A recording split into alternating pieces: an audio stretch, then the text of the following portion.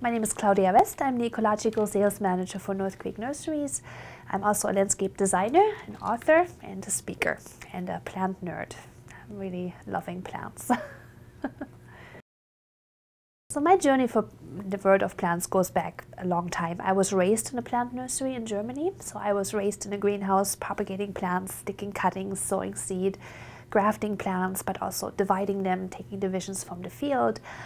My family started a design build firm shortly after the nursery. We couldn't get many of the plants we needed for our designs in the German nursery trade, so we ended up actually growing a lot of them. And I was raised in that business.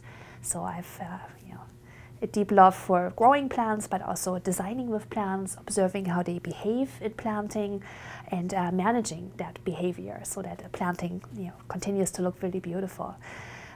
Past that, I worked at many different nurseries, really in different parts of the world, to learn more about plants that are not European, and also have a master's in landscape architecture from the University of Munich, trying to communicate between two worlds, really, between the world of people who know plants and grow plants and are expert at that, but also people who design with plants and don't often have a deep knowledge of these plants. So trying to tie those worlds together and make them talk and connect better for better planting, really. And it's a very fulfilling world.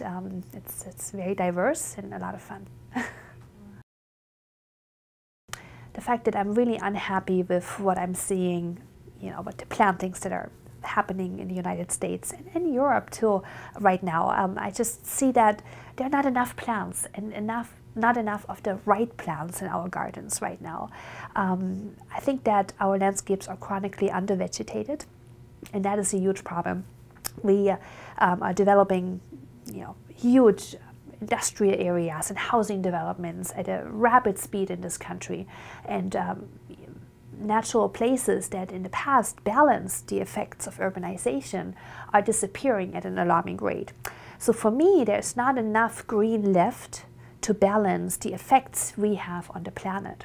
So I'd like to see planting that is not only beautiful, but also more functional. So it can clean our water, clean our air, cool down the air temperature, provide more habitat, and maybe balance some of the traumatic loss of biodiversity that we're experiencing all over the planet, really. So that's really where I'm coming from. I want to see planting that is lusher, denser, more functional, more beautiful, and can not only clean up these messes, but also make us healthier and find out how we can bring nature back into our lives. Because nature does no longer exist out there anymore. It now has to exist with us in our cities and suburbs, because that's all that's left. And it will soon be, much more developed than it is right now.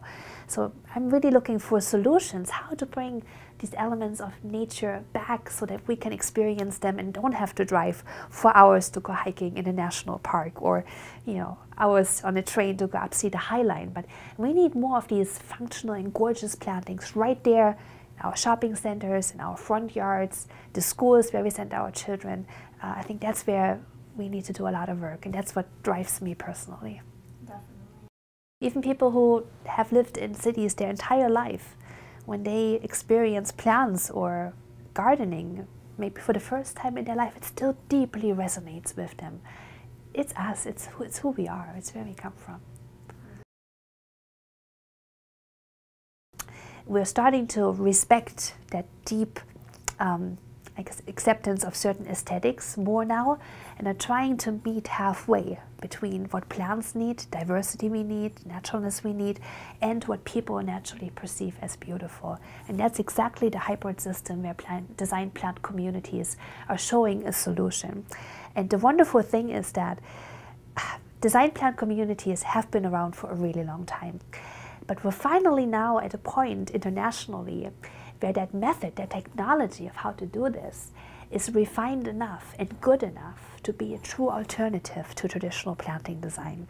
There's enough science backing it up now, and enough knowledge about how plants communicate with one another and how they behave, so we can create nature and are better at it than we ever were before. Biggest thing to overcome? Well, I guess the fact that we always seek control. that we want plants to grow just so, you know, isolation, solitary confinement, nobody's allowed to move. I love that picture just as it is. It's going to stay like this forever. That's a bit of a shame, because there's so much beauty in seeing plants dynamically change, in seeing gardens grow and evolve and getting denser and more beautiful and more functional. I think that seeking of control is one of the things that I would love to, if we relaxed just a little bit. Relax, let plants be themselves more, and, you know, guide that development, but not put our footprint on it as much as we're currently doing, but guiding it and massaging it so it stays within the framework that we set ourselves, you know, that we feel comfortable with, and then letting plants, allowing them some flexibility within that framework. I think that's so much more fulfilling. I feel that I'm a lot more in touch with the world I live in if I allow plants to do that. I feel as I am part of them. I don't want to micromanage them, but I enjoy watching them and watching their interactions. And that's a certain sense of beauty and fun that, you know, gardeners can experience versus a very static planting that doesn't change at all. That's boring. There's this fear there that, you know, if you use aggressive species, they're going to take over the world and control it. But I love aggressive native plants. They are amazing. We need more of them in our gardens. The nursery needs to offer more of them, because they have the ability to cover soil with biomass and roots, clean water, provide habitat, do all these things, and at the same time reduce the need for maintenance. So more aggressive, vigorous native plants, and, you know, us stepping back a little bit and just letting plants cover soil. It's better than bare soil or mulch. That's definitely a move in the right direction. Trying to reach people who are not part of our industry. We're trying to reach out to folks who are missing a beautiful part of life, maybe because nobody ever opened their eyes to it, you know, but trying to spread the joy of what plants can give us, and, you know, make people a little bit more aware of how important they are for our own sake. Oh, I couldn't live without plants. Plants are my life. I'm just love anything from how they make me feel. Just the color green itself, I think it's the best color on earth. I love their scents. I love all the beauty they bring into my life, all the insects they attract, and all these scents and colors, and just listening to the wind rustling into the leaves alone helps me balance a very busy life where I spend a lot of time indoors in front of my computer. So plants are essential for my mental balance. I couldn't live without my garden. They're really important for my well-being. I love seeing many plants mingle together in perfect harmony. That's my favorite plant. When I can see not just one, but a whole community of plants together.